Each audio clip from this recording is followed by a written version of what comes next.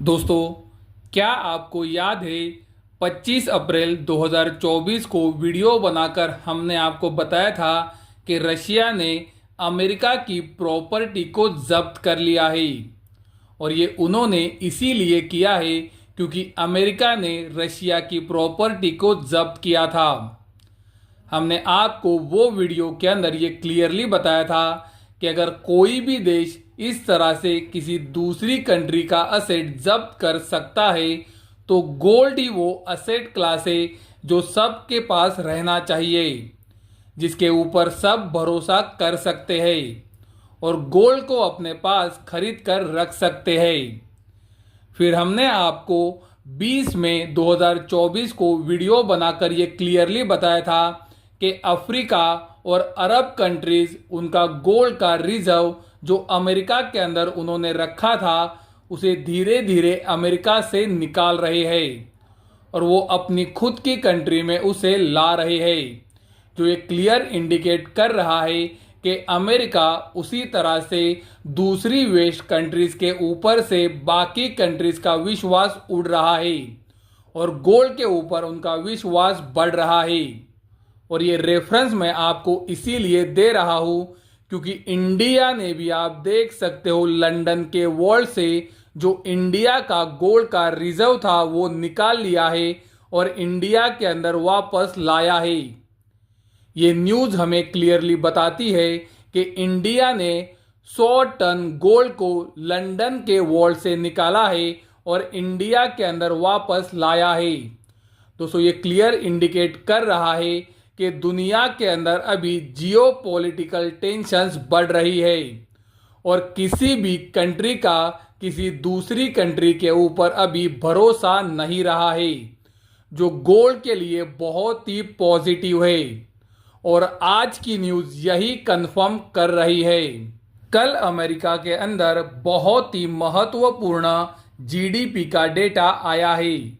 Market के अंदर ये एक्सपेक्टेशन था कि जीडीपी 1.6% पे आ सकता है, लेकिन आप देख सकते हो जीडीपी एक्चुअल में आया है 1.3% पे, यानी कि मार्केट के एक्सपेक्टेशन से ये डेटा बहुत ही नीचे है, जो गोल्ड और सिल्वर के लिए पॉजिटिव है।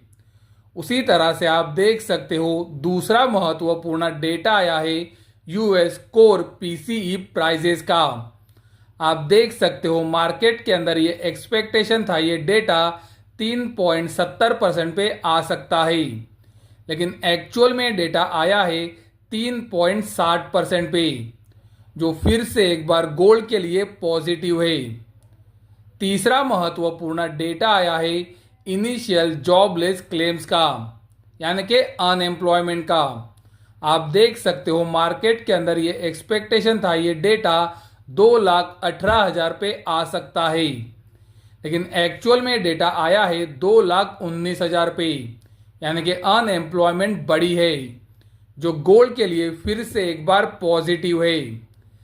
तीसरा महत्वपूर्ण डेटा आया है पेंडिंग होम सेल्स का। मार्केट के अंदर ये एक्सपेक्टेशन था ये डेटा -1.1% पे आ सकता है, लेकिन एक्चुअल में डेटा आया है -7.7% पे, यानी कि ये डेटा भी एक्सपेक्टेशन से नीचे है, जो गोल्ड के लिए पॉजिटिव है। दोस्तों, आप बोलोगे कि इंडिया से जो गोल्ड के लिए न्यूज़ आई है वो बहुत ही पॉजिटिव है। उसी तरह से ये जो सारे डेटाज अमेरिका के अंदर कल आए हैं वो भी गोल्ड के लिए पॉजिटिव है। उसके बावजूद भी गोल्ड के अंदर बड़ी तेजी क्यों नहीं है? तो दोस्तों, मैं आपको मेरे पिछले 3 से 5 वीडियो से लगातार बता रहा हूं कि गोल्ड के अंदर पहले ही एक बहुत ही अच्छी तेजी बन चुकी है और गोल्ड अभी एक साइडवेज पैटर्न में काम कर रहा है। पॉसिबल है गोल्ड के अंदर थोड़ी गिरावट और बढ़ सकती है, लेकिन दोस्तों याद रहे ये साइडवेज पैटर्न के अंदर गोल्ड अभी भी काम कर रहा है और मुझे थोड़ी गिरावट अभी भी दिखती है। उसी तरह से आप सिल्वर को भी देख सकते हो।